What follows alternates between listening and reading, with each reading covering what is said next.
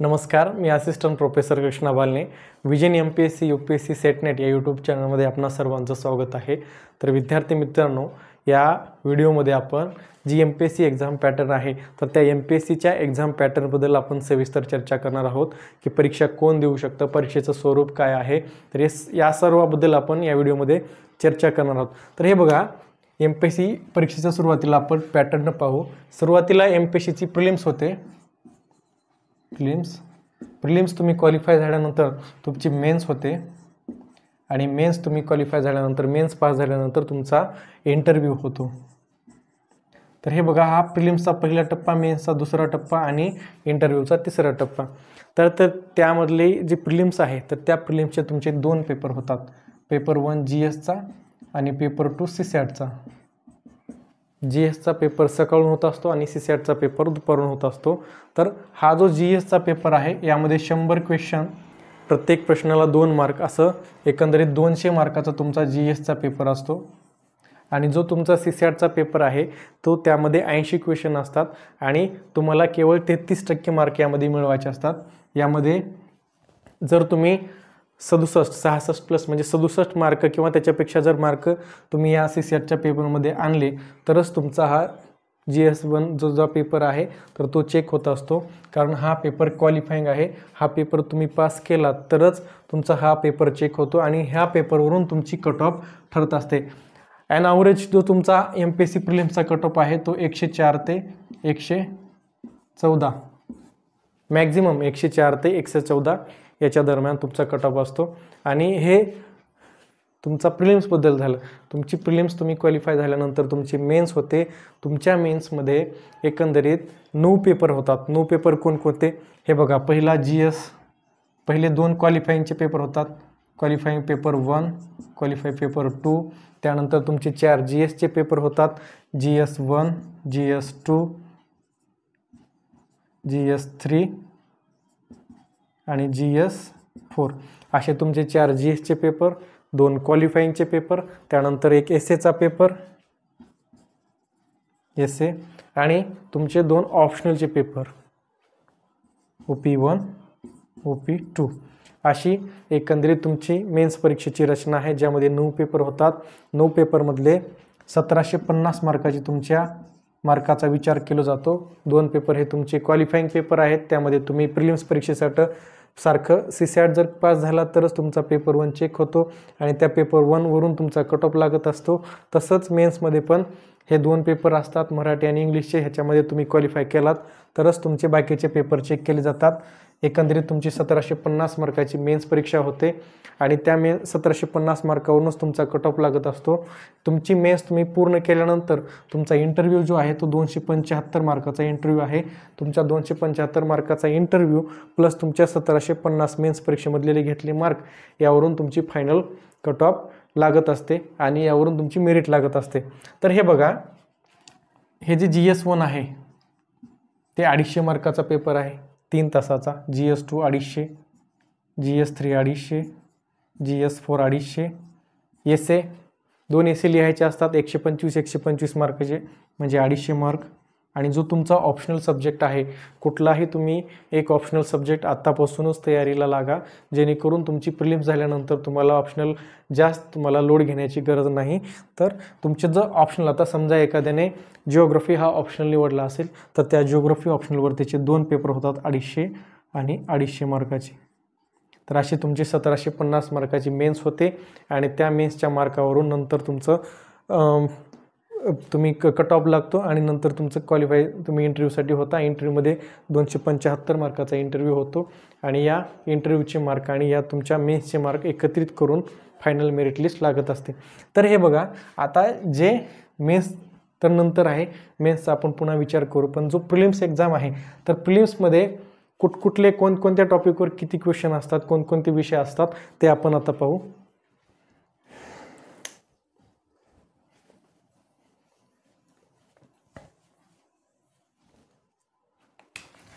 तर जी तुमची प्रिलिम्स आहे, प्रिलिम्समध्ये GSचा जो पेपर आहे तर त्या GSच्या पेपरमध्ये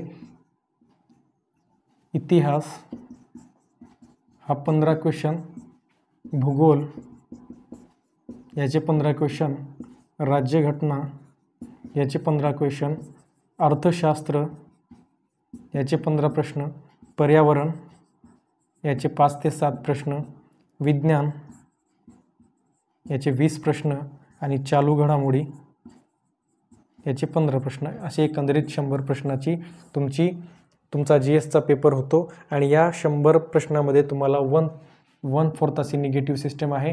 तुमचे 4 प्रश्न जर चुकले तर तुमचा जो एक प्रश्न दुसरा बरोबर आलेला असतो तो पण चुकीचा ठरतो. म्हणजे 4 चुकीच्या प्रश्नाला एक प्रश्न कळत असतो. 1/4 सिस्टम आहे. आणि असं हे तुमचं सब्जेक्ट वाईज एक ॲव्हरेज मी तुम्हाला सांगितलं आतापर्यंतचं, की इतिहासामध्ये 15 प्रश्न, भूगोलात 15 प्रश्न, राज्यघटनेत 15, अर्थशास्त्रात 15, पर्यावरणात 5 ते 7, विज्ञानमध्ये 20 आणि चालू घडामोडी 15. जे आजपर्यंतचं जे ॲव्हरेज आहे ते मी इथं सांगितलेलं आहे. इतकेच येतील असं फिक्स नाही, याच्यामध्ये चेंजेबल होऊ शकतो. आणि जो तुमचा दुसरा पेपर आहे CSATचा, या पेपरमध्ये तुम्हाला मास्टर होण्याची गरज नाही. या ठिकाणी तुम्हाला फक्त हा पेपर क्वालिफाय करायचा आहे. तर या ठिकाणी 27 पण तुम्ही प्रश्न सोडले आणि तेवढे पण तुमचे बरोबर आले तर ते तुम्हाला इनफ आहे. तुम्ही हा पेपर क्वालिफाय झालात. कारण फक्त 33% मार्क या ठिकाणी मिळवायचे आहेत. 67 मार्क तुम्हाला मिळवायचे आहेत. इथले मार्क मिळवल्यानंतरच तुमचा हा पेपर चेक होतो. आणि या पेपरमध्ये तुम्ही जेवढे जास्त मार्क घ्याल तेवढा तुमचा फायदा आहे. याच्यावरूनच तुमचं प्रिलिम्सचा कट ऑफ लागत असतो. तर याच्यामध्ये काय आहे, याच्यामध्ये कम्प्रहेन्शन म्हणजेच पॅसेज असतात. त्या पॅसेजला बघून खाली काही क्वेश्चन आलेले असतात ते सोडवायचे असतात. आणि तुम्ही पास होण्यासाठी केवळ इतकंच इनफ आहे. म्हणजे ज्याचं कम्प्रहेन्शन स्ट्रॉंग आहे अशाला काही भिण्याची गरज नाही. आणि तुम्ही जास्तीत जास्त फोकस याच्यावर करू शकता. परीक्षेच्या पुढं CSATला लक्ष केंद्रित केलं तरी तुमचं ते होऊन जाईल. त्यानंतर याच्यामध्ये मॅथमॅटिक्स असतं, यामध्ये रिझनिंग असते आणि लड्डूप्रमाणे 5 प्रश्न हे तुम्हाला डिसिजन मेकिंगचे मिळतात. डिसिजन मेकिंगचे प्रश्न 5 मिळतात. या 5 प्रश्नाला कुठलंच निगेटिव्ह मार्किंग नाही. 5ला 5 मार्क लड्डू आहेत. एकदम तुम्हाला यामध्ये जो तुम्हाला व्यवस्थित क्वेश्चनचं आन्सर वाटतं ते तुम्ही या ठिकाणी देऊ शकता. जर तुमचं योग्य उत्तर असेल तर तुम्हाला पैकीच्या पैकी, जरा त्याच्यापेक्षा ते योग्य नसेल तर त्याच्यापेक्षा थोडे कमी मार्क असे तुम्हाला या ठिकाणी 5 प्रश्न मिळतात. तर हे असाच तुमचा CSATचा पॅटर्न आहे. आणि हा GS1 म्हणजे जो GSचा पेपर आहे तो ह्याचा पॅटर्न आहे. ह्याच्यामध्ये बघा, इतिहासामध्ये मॅक्झिमम तुम्ही आधुनिक भारत करा.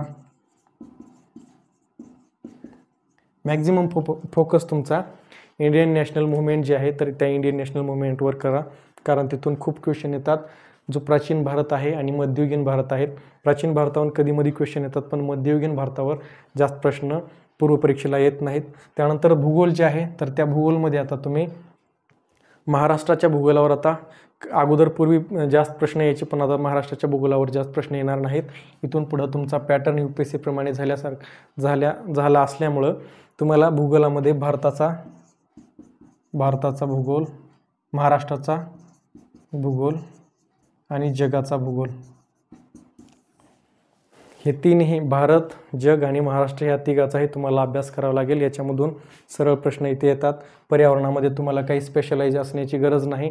करंट अफेअर्समधून किंवा तुमच्या सायन्स आणि ह्या जिओग्राफीच्या अभ्यासामधून पर्यावरण तुमचा कव्हर होऊन जातो. त्यानंतर अर्थशास्त्रामध्ये 15 क्वेश्चन येतात.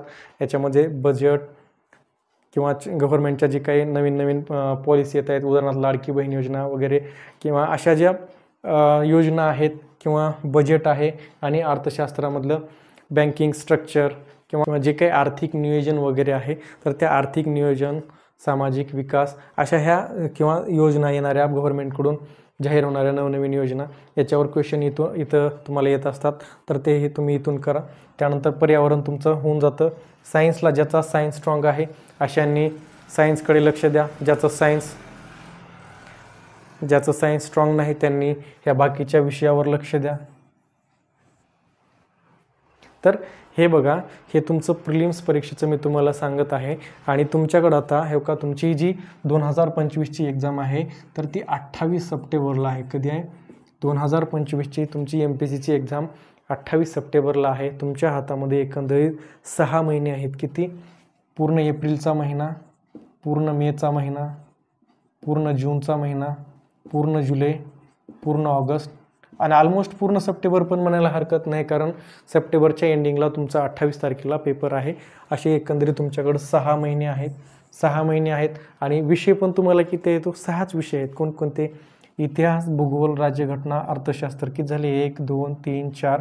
पर्यावरण तुम्हाला करायची काही गरज नाही. विज्ञान 5 आणि चालू घडामोडी 6. 6 महिने आणि 6 विषय आहेत.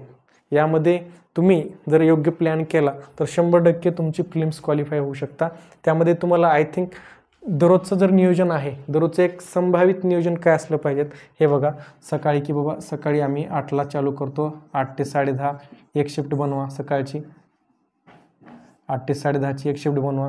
10:30 ते 11:30 आराम करा. त्यानंतर 11:30 ते 2 अभ्यास करा. परत दुपारचा टाईम असतो 2 ते 3, तुम्ही थोडी विश्रांती घ्या. 3 विश्रांती घेतल्यानंतर परत 3 ते 6 अभ्यास करा. 6 वाजता परत तुमचा मेसचा वगैरे टाईम होत असेल तर जेवण वगैरे करून घ्या रात्रीचं, आणि नंतर परत तुम्ही 7ला अभ्यासाला बसा आणि 7 ते 10:30 असा तुमचा अभ्यास ठेवा. 1 2 3 4 तुमच्या 4 शिफ्ट होऊन जातात. या 4 शिफ्टमध्ये कोणत्या सब्जेक्टला किती वेटेज द्यायचे ते तुम्ही ठरवा. तुमच्या जो सब्जेक्ट तुम्हाला, ज्या सब्जेक्टमध्ये तुम्ही कमी वाटत आहेत त्या सब्जेक्टला आता सध्या जास्तीत जास्त वेळ द्या, कारण वेळ भरपूर आहे तुमच्या हातामध्ये. आणि सोबत जो तुमचा ऑप्शनल सब्जेक्ट आहे, ऑप्शनल सब्जेक्ट कुठलाही ऑप्शनल सब्जेक्ट निवडा, पण तो जो ऑप्शनल सब्जेक्ट आहे त्या ऑप्शनल सब्जेक्टची तयारी आत्तापासूनच चालू ठेवा. म्हणजे दररोज एक अर्धा तास, दररोज 1 तास असा तुम्ही आत्तापासूनच ऑप्शनलला, तुमच्या ऑप्शनलकडे लक्ष द्या. मग तुमचा कोणताही ऑप्शनल असो, जिओग्राफी, हिस्ट्री, पॉलिटी, इकॉनॉमी किंवा फिजिक्स, केमिस्ट्री, बायोलॉजी, हे सायन्समधले कुठलेही तुमचा जो काही तुमचा ऑप्शनल आहे, तुमचा प्रिलिम्सचा अभ्यास करत करत त्या ऑप्शनलकडे थोडंफार तुम्ही लक्ष केंद्रित करा. असं हे दिवसाच्या तुम्ही 4ही शिफ्ट बनवलं आणि व्यवस्थित ह्याला प्रॉपरपणे एक 10-11, 11.5 तास, दिवसाचा 10.5 ते 11 तास पण तुम्ही मॅक्झिमम म्हणतो मी 10 ते 11 तास मॅक्झिमम इतका पण तुम्ही आत्तापासून अभ्यास केला तर 100% तुमची प्रिलिमिनरी जी एक्झामिनेशन आहे ते तुम्ही क्वालिफाय करू शकाल. आणि सोबत तुमचा ऑप्शनल पण स्ट्रॉंग होऊन जाईल. तुमचा ऑप्शनल पण नाहीतर काय करा तुम्ही एक नियोजन, हे बघा, इतिहास, भूगोल आणि राज्यघटना हे ए सब्जेक्टमध्ये टाका. त्यानंतर अर्थशास्त्र, पर्यावरण, विज्ञान हे बी मध्ये टाका. 1 महिना ए सब्जेक्ट करा, दुसरा महिना बी सब्जेक्ट करा, परत तिसरा महिना ए सब्जेक्ट करा, चौथा महिना बी सब्जेक्ट करा, 5वा महिना आणि 6वा महिना पूर्ण ए आणि बी सब्जेक्टचं रिव्हिजन करा. आणि सोबतच 6व्या महिन्यामध्ये आणि 5व्या महिन्यामध्ये जास्तीत जास्त तुम्ही PYQ जे असतात, PYQ म्हणजे आता कोणते, तर जे UPSCचे अगोदर झालेले PYQ आहेत तर ते PYQ तुम्ही सॉल्व करा. इतकं जर केलं, आणि चालू घडामोडी कसं आहे, चालू घडामोडीला जर तुम्ही मॉर्निंगला अभ्यासाला बसता तर त्या मॉर्निंगचा तुम्ही पहिला जो घंटा आहे, पहिला घंटा, तर ते तुम्ही न्यूजपेपर वाचा, करंट अफेअर्स करा, मॅगझिन वाचा. म्हणजे तुमचं करंट अफेअर्स दररोज होत राहील. प्लस तुमचे दररोजचे हे 3 सब्जेक्ट द्यायचं असेल, हे 3 सब्जेक्ट द्या. जर पूर्ण सब्जेक्ट तुम्हाला दिवसातून द्यायचे असेल तर हे अशी शिफ्ट बनवा आणि ह्या शिफ्टमध्ये प्रत्येक शिफ्टमध्ये 2 असे सब्जेक्ट द्या. कुठला तरी एक शिफ्ट अशी ठेवा की त्या शिफ्टमध्ये तुम्ही जे दिवसाचा झालेला अभ्यासक्रम आहे ते त्याला थोडाफार तुम्हाला आढावा घेता येईल. सोबतच कधीही तुमचा पहिला घंटा जो आहे तो तुम्ही मॅक्झिमम न्यूजपेपर, लोकसत्ता न्यूजपेपर वाचा, परत चांगल्या क्लासेसची मॅगझिन वाचा. नंतर दररोजच्या ज्या काही इव्हेंट्स आहेत, चालू घडामोडी आहेत, मग ते राज्य असो, आंतरराष्ट्रीय असो किंवा नॅशनल लेवलचे असो, ते चालू घडामोडी करत चला. म्हणजे तुम्हाला असं जर एकदम व्यवस्थित मॅनेज करून जर तुमचा टाईम टेबल तुम्हाला जो मॅनेज होतो, दुसऱ्याचा तुम्ही फॉलो करू नका. तुम्हाला जसा तुम्हाला टाईम टेबल मॅनेज होत असेल तुमच्या परिस्थितीनुसार, तुमच्या वेळेनुसार असा टाईम टेबल बनवा आणि अभ्यासाला लागा. 6 महिन्यामध्ये हे 6 विषय तुमचे सहज कव्हर होऊन जाऊ शकतात. सोबतच तुमचा ऑप्शनल पण ऑलमोस्ट चांगला स्ट्रॉंग होऊन जातो. कारण तुमची 28 सप्टेंबरला जर एक्झाम झाली तर त्या एक्झामचा निकाल तुमचा जानेवारी महिन्यामध्ये आहे. म्हणजे फिक्स नाही, पण MPSCने तसा अंदाजित तिचा शेड्यूल दिलेला आहे. त्या शेड्यूलमध्ये MPSCने सांगितलेलं आहे की बाबा जी 28 सप्टेंबरला एक्झामिनेशन होणार आहे त्या 28 सप्टेंबरच्या एक्झामिनेशनचा रिझल्ट हा आम्ही जानेवारीमध्ये जाहीर करू. तर हे बघा, हे MPSCची जी प्रिलिम्स आहे त्या परीक्षेचं, MPSCची मेन्स परीक्षेचं हे असं स्वरूप आहे. इंटरव्ह्यू तुमचा आता 275 मार्काचा झालेला आहे. तर कुठलंच काही अवघड नाही. जर व्यवस्थित टाईम मॅनेजमेंट व्यवस्थित तुम्ही केलात, वेळेला चांगलं बंधन दिलात, वेळेचं बंधन स्वतःवर घालून घेतलात, आणि चांगलं व्यवस्थित प्रॉपर शेड्यूल बनवला तर 100% तुमची प्रिलिम्स तुम्ही क्वालिफाय कराल. सोबत तुमचा मेन्ससाठी पण चांगला अभ्यास झालेला असेल. कारण आत्तापासूनच तुम्ही केवळ प्रिलिम्सकडे लक्ष देऊ नका. आत्तापासूनच तुम्ही थोडा डेप्थमध्ये अभ्यास करा, जेणेकरून तुमचा प्रिलिम्सचा पण अभ्यास कवर होऊन जाईल, मेन्सचा पण अभ्यास कवर होऊन जाईल आणि तुमचा ऑप्शनल पण स्ट्रॉंग होऊन जाईल. तर आय होप हे तुम्हाला समजलं असेल. बाकी तुम्ही तुमचा शेड्यूल बनवून व्यवस्थित मॅनेज करा, तोच तुमच्या पद्धतीनुसार चांगला अभ्यास करा. तर इथपर्यंत मी तुम्हाला सविस्तर सांगण्याचा एक छोट्याशा व्हिडिओमध्ये सविस्तर सांगण्याचा प्रयत्न केला.